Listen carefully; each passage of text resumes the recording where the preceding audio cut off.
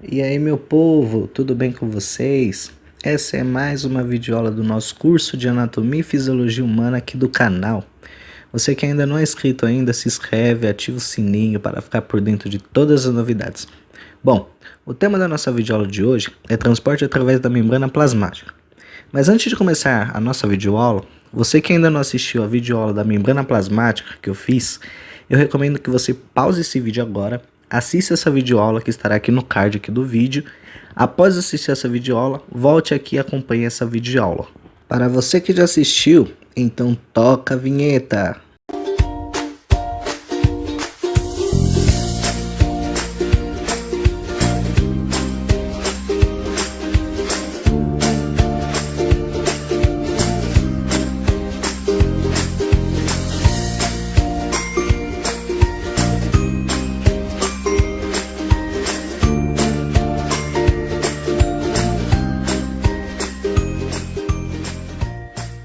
Começando mais uma videoaula aqui do canal, bora falar do transporte através da membrana plasmática, da bicamada lipídica, o qual a gente aprendeu lá na aula passada sobre a sua estrutura e a sua função.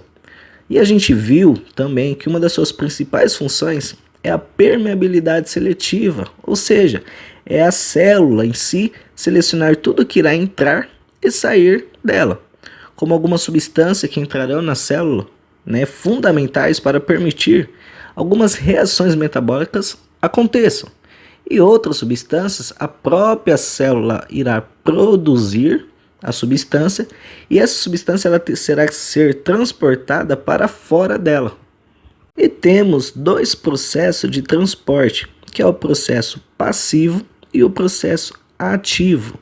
O processo passivo não utiliza ATP. O que seria ATP?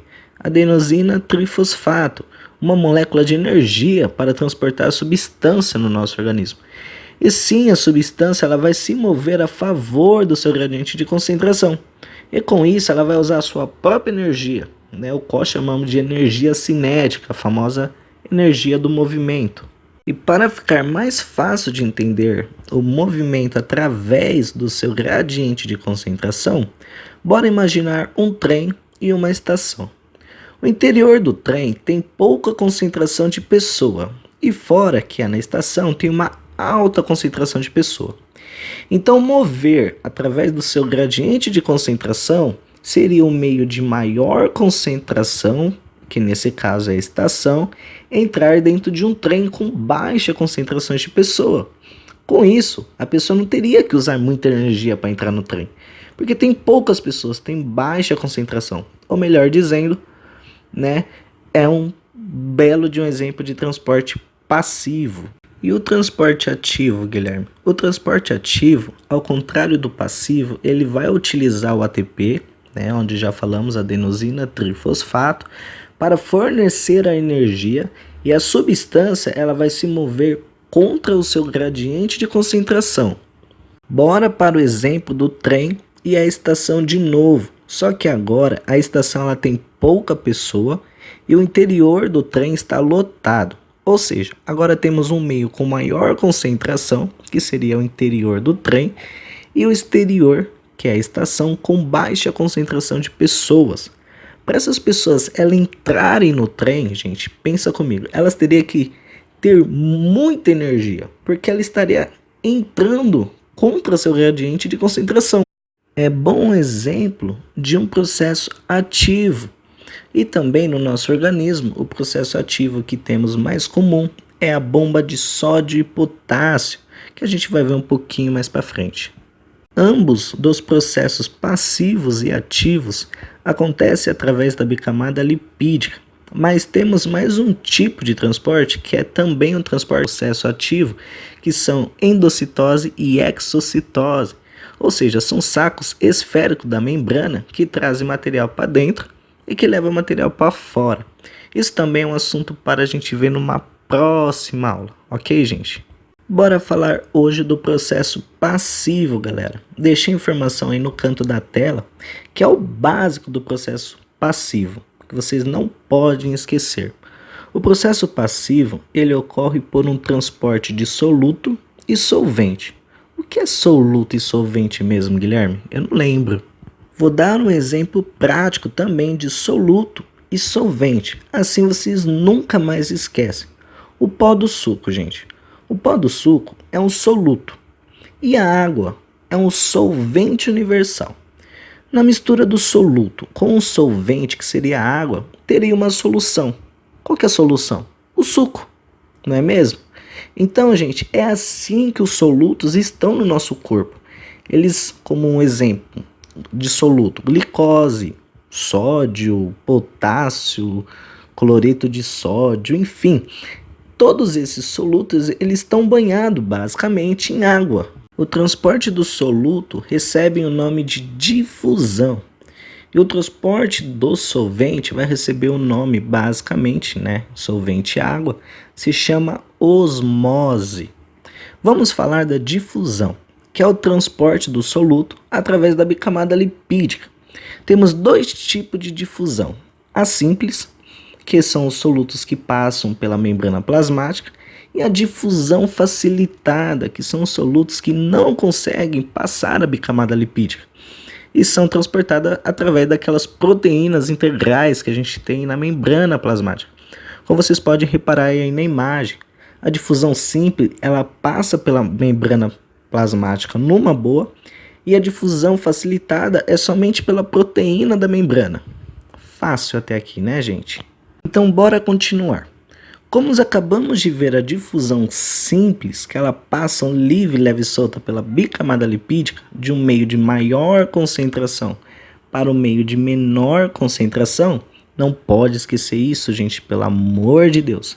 E as moléculas que conseguem passar pela bicamada lipídica são hidrofóbicas apolares, que disse na aula anterior, né, que são moléculas que não têm muita intimidade com água e sim com os lipídios, por serem apolares.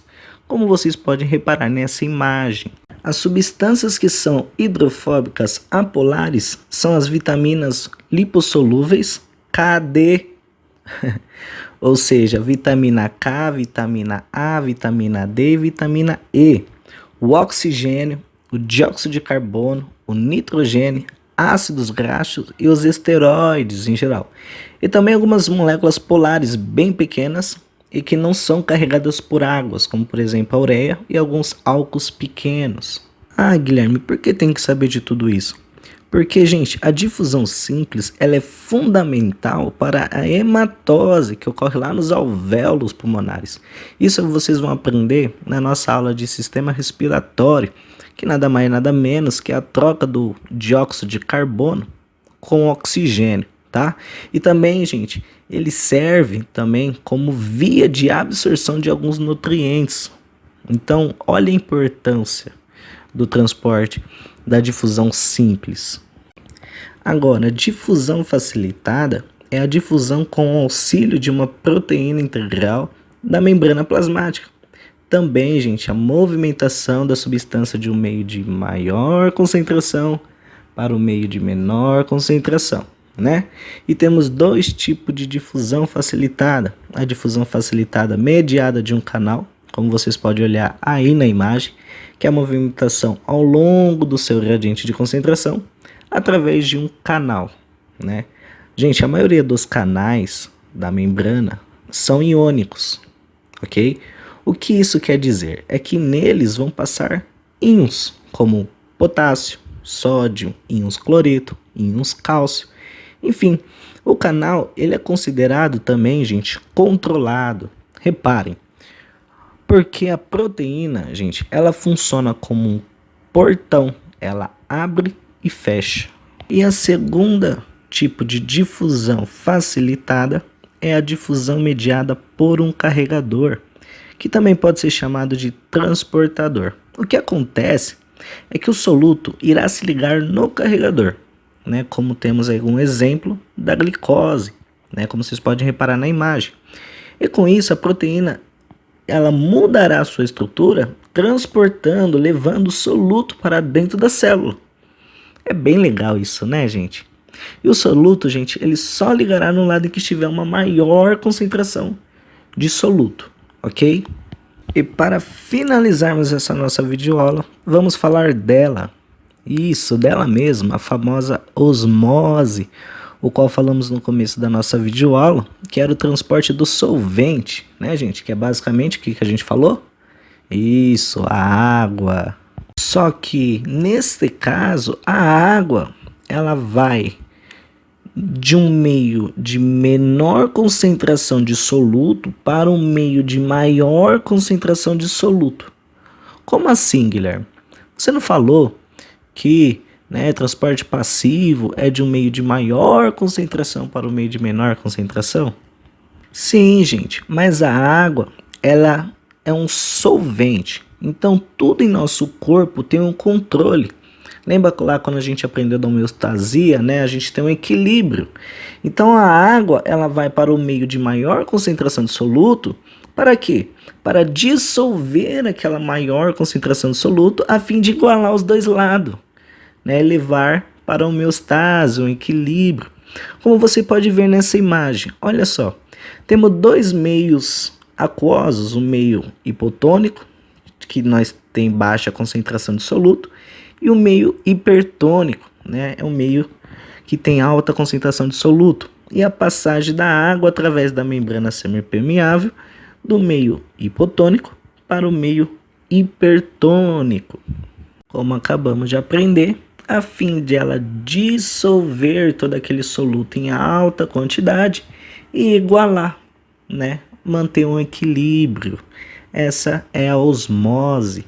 Além da membrana semipermeável, a água ela também pode passar por uma proteína integral da membrana chamada aquaporina, a qual está aí, né, nessa imagem. Gente, quando falamos de solução, usamos três termos geralmente: solução hipotônica, hipertônica, onde acabamos de ver que hipotônica é baixa concentração de soluto, e hipertônica é uma solução de alta concentração de soluto, né? E também temos outro termo chamado isotônico, né? Que é a mesma quantidade do soluto em dois meios aquosos.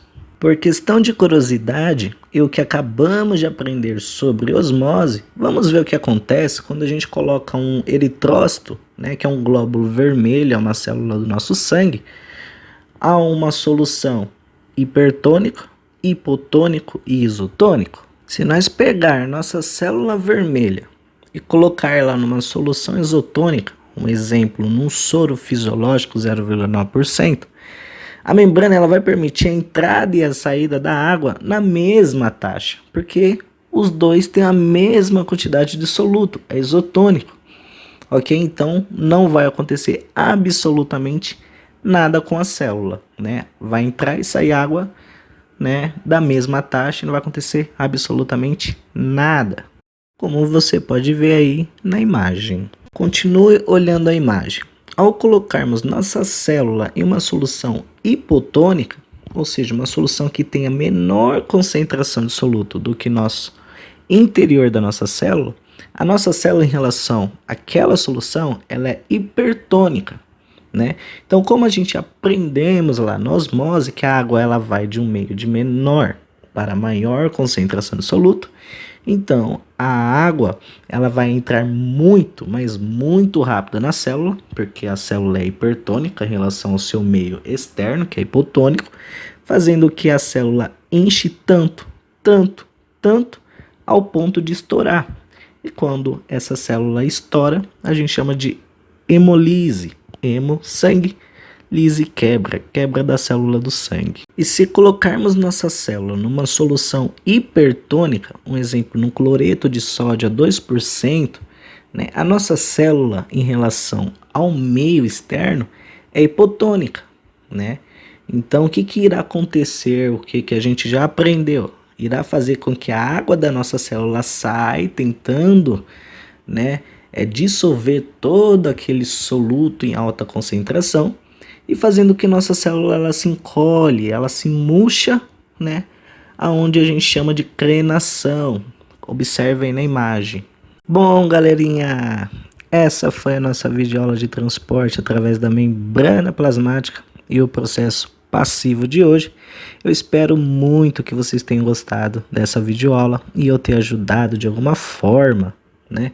Se vocês gostaram, gente, não esqueça, deixe o seu like aqui, não custa nada. Compartilha aí essa videoaula com seus amigos, na escola, no curso, na faculdade. Se inscreva aqui no canal, gente, comentem. Se ficou alguma dúvida, vão lá no meu Insta e me siga lá também para ficar por dentro de tudo que eu posto. E é isso aí, galera. Próxima videoaula será de processo ativo e na outra videoaula de endocitose e exocitose, gente. Que Deus abençoe cada um de vocês, um abraço e até a próxima videoaula.